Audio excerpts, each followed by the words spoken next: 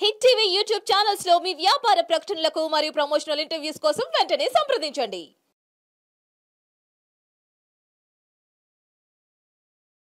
గురువుగారు, తెలంగాణలో అత్యంత వైభవంగా చేసుకునే కార్యక్రమాల్లో అంటే మనకి చాలా కార్యక్రమాలు చేసుకుంటూ ఉంటాం, కానీ బోనాలని చాలా భక్తి శ్రద్ధలతో చేసుకుంటారు.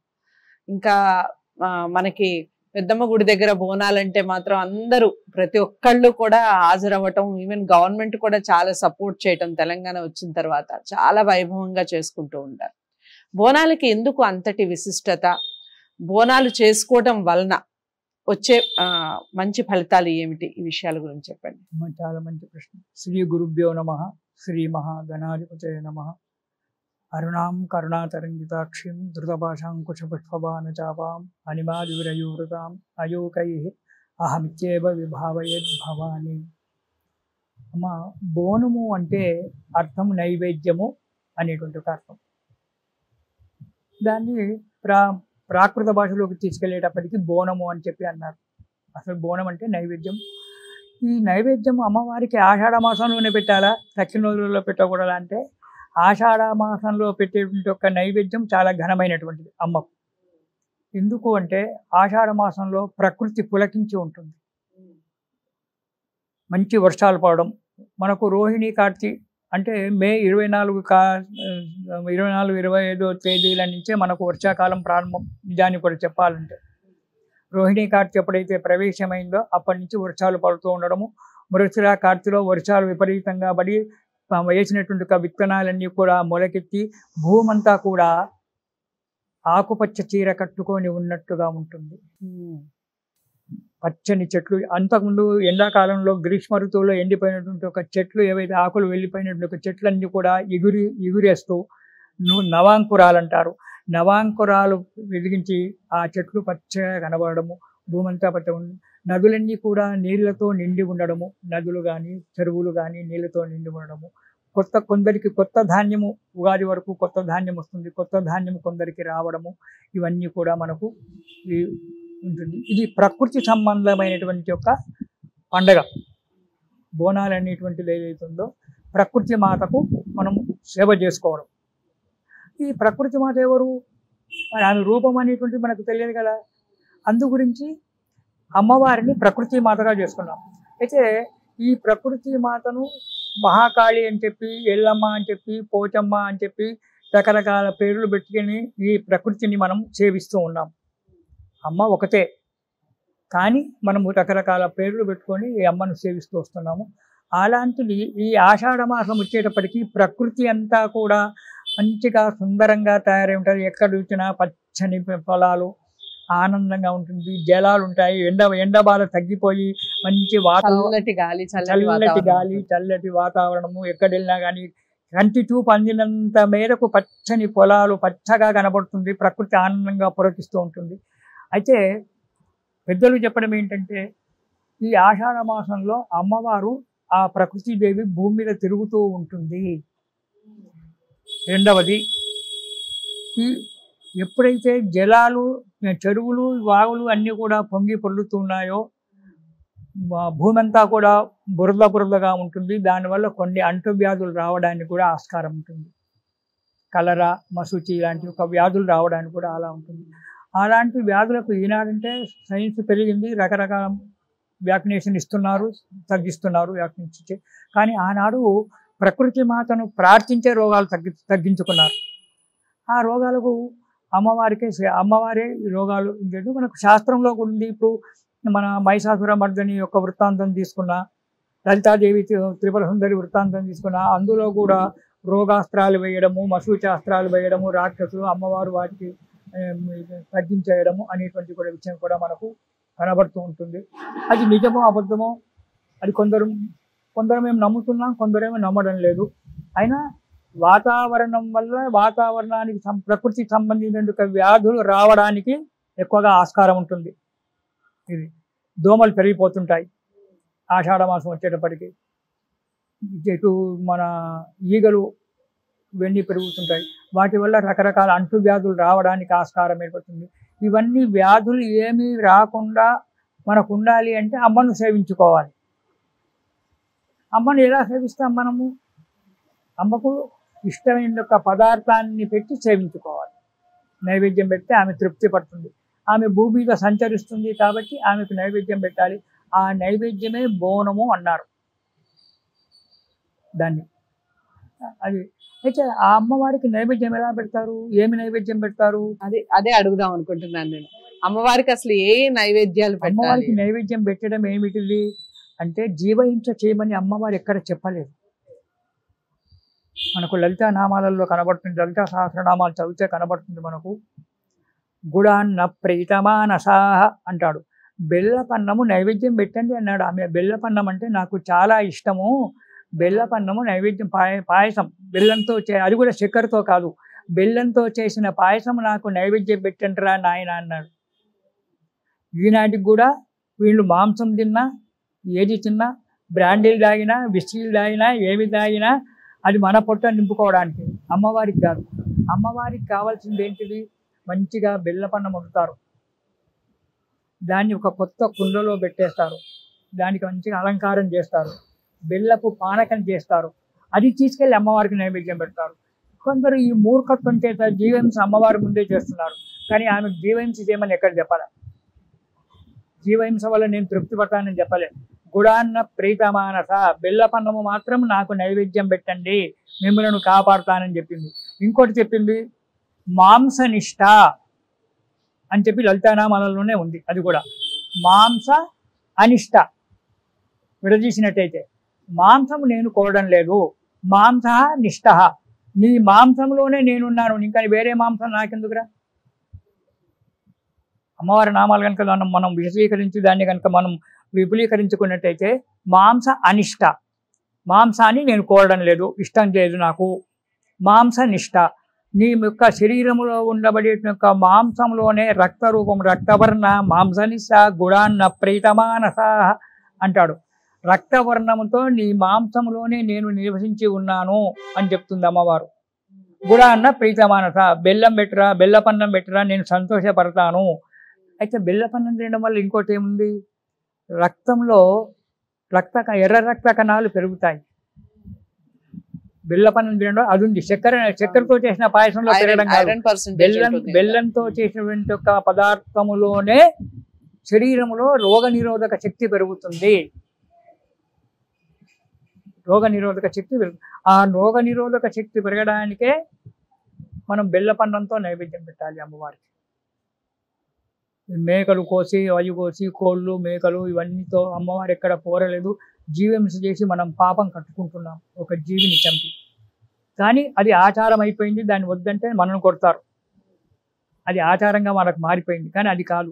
మాంసనిష్ట, నీ శరీరంలో ఉన్న మాంసంలోనే నేను నివసించి ఉన్నాను, బెల్లపన్నం పెట్టు, నీకు రోగ నిరోధక శక్తి పెరుగుతుంది, దానివల్ల నువ్వు ఆరోగ్యంగా ఉంటావు అని చెప్పారు మనకు. లలితా సహస్రనామాలలోనే చెప్పారు ఇది. కాబట్టి ఆ అమ్మవారికి బెల్లపన్నంతో నైవేద్యం పెట్టాలి. అది కొత్త కుండలో తీసుకొనే పెట్టాలి. అంటే వండడం వేరే దాంట్లో వండుతారు. ఆ దాని కుండలో అన్నం పాయసం అంతా పెట్టి దానికి మంచిగా పసుపు కుంకుమతో అలంకారం చేసి దాని మీద ఒక దీపం వెలిగించి ఆ ముత్తైదలు మంచిగా పట్టు చీరలు కట్టుకొని అలంకారం చేసుకొని, ఎందుకంటే అమ్మవారి దగ్గరికి అలంకార పూజం చేయాలి, అలంకార ప్రియ, అలంకారంతో వెళ్ళాలి కాబట్టి దీపాలు పెట్టుకొని వెళ్ళి అమ్మవారికి మీరు ఒక 100 మేకలు కోసుకున్నా సరే, కానీ అమ్మవారికి అతను వాళ్ళు పెట్టేది బెల్లపన్నమే. ఈ బెల్లపన్నం నైవేద్యం పెట్టి అది ప్రసాదంగా తీసుకోవడం, దానివల్ల మన శరీరంలో రోగ నిరోధక శక్తి పెరిగి ఈ అంటువ్యాధులు అనేటువంటి దగ్గరికి రాకుండా ఉంటాయి. అలా ఈ బోనం ఇది ఆదివారం నాడు చేయడం చాలా గొప్పదనం. ఎందుకంటే ఆదిత్యార్కో రవిర్భాను, ఆదివారం ఎందుకంటే ఆరోగ్యం భాస్కరాదిచ్చేతన్నాడు. ఆరోగ్యాన్ని కాపాడేటువంటి ఒక వ్యక్తి ఒక్క సూర్యనారాయణ మూర్తే. మన 9 గ్రహాలలో ఆరోగ్యాన్ని కాపాడేటువంటి ఒక వ్యక్తి సూర్యనారాయణ మూర్తి, ఆరోగ్యాన్ని కాపాడేటువంటి ఒక వ్యక్తి అమ్మవారు ప్రకృతి మాత. కాబట్టి ఆదివారం రోజే గనక మనము బోనాలు చేసినట్టయితే ఇటు సూర్య భగవానుడు మన ఆరోగ్యాన్ని కాపాడుతాడు, బెల్లపన్నము నైవేద్యం పెట్టడం వల్ల ఇటు అమ్మవారు మనను కాపాడుతుంది, ఈచి బాధలు రాకుండా కాపాడుతుందని చెప్పి ఆనాడు అమ్మవారికి ఆదివారం నాడు చేసుకోవడము అనేటువంటిది. ఇది ఒక్కొక్క ప్రాంతంలో చేస్తారు. తెలంగాణ ప్రాంతంలో చాలా ఘనంగా ఉంటుంది. ముందుగా మన హైదరాబాదులో గోల్కొండలో ఉన్నటువంటి ఒక అమ్మవారికి రేపు మొదటి ఆషాఢ మాసం ప్రారంభం కాగానే మొట్టమొదటి నాడు అమ్మవారికి బోనం చేస్తారు, నైవేద్యం పెడతారు. అక్కడి నుంచి మనకు బోనాలు. రెండవ వారం వచ్చేటప్పటికి మన సికింద్రాబాద్లో ఉండబడి ఒక మహాకాళి దేవతకు చేస్తారు. అక్కడి నుంచి తక్కిన ప్రాంతాల్లో మూడవ వారము లాల్ దర్వాజా అమ్మవారికి, సింహవాహిని లాల్ దర్వాజా అమ్మవారికి బోనాలు చేస్తారు. అక్కడి నుంచి ప్రతి గ్రామంలో చేస్తూనే ఉంటారు. ఇలా బోనాల పండుగ మహాప్రాచుర్యం, అది కళ్ళతో చూడవలసిన ఒక విషయం అమ్మ.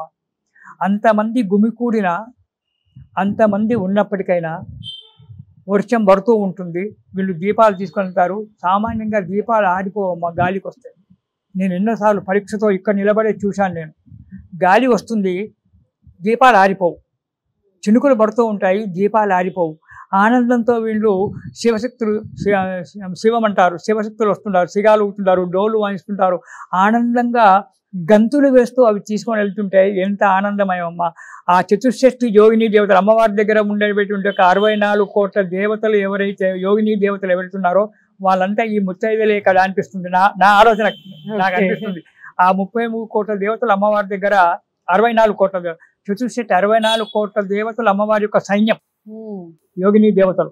ఆ యోగిని దేవతలంతా ఈ ముత్తైదుల రూపకంగా వెళ్ళి అమ్మవారిని సేవించడానికి వీళ్ళంతా బయలుతున్నారు. రకరకాల పట్టు చీరలు కట్టుకొని, అలంకారాలు చేసుకొని, ఆనందంతో గంతులు వేస్తూ ఆ దీపాలు పెట్టుకుంటే, ఇక్కడ దీపం పెడితే గాలి, ఏ మాత్రం గాలి కారిపోతుంది, కానీ ఆ తల మీద పెట్టుకొని బయటికి వెళ్తే దీపం ఆరిపోలే.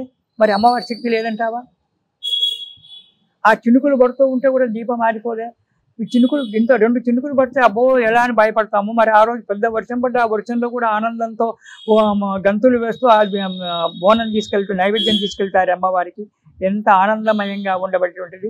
ఇవన్నీ కూడా మనకు ఎందుకు చెప్పారంటే రోగ నిరోధక శక్తి పెరిగి అంటువ్యాధుల దగ్గరికి రాకుండా ఉండడానికి, ఆ ప్రకృతి మాత అయినటువంటి దానికి కళా కాష్టాది రూపేణ పరిణామప్రదాయిని అని చెప్తాడు మన చండీ సప్తశతిలో.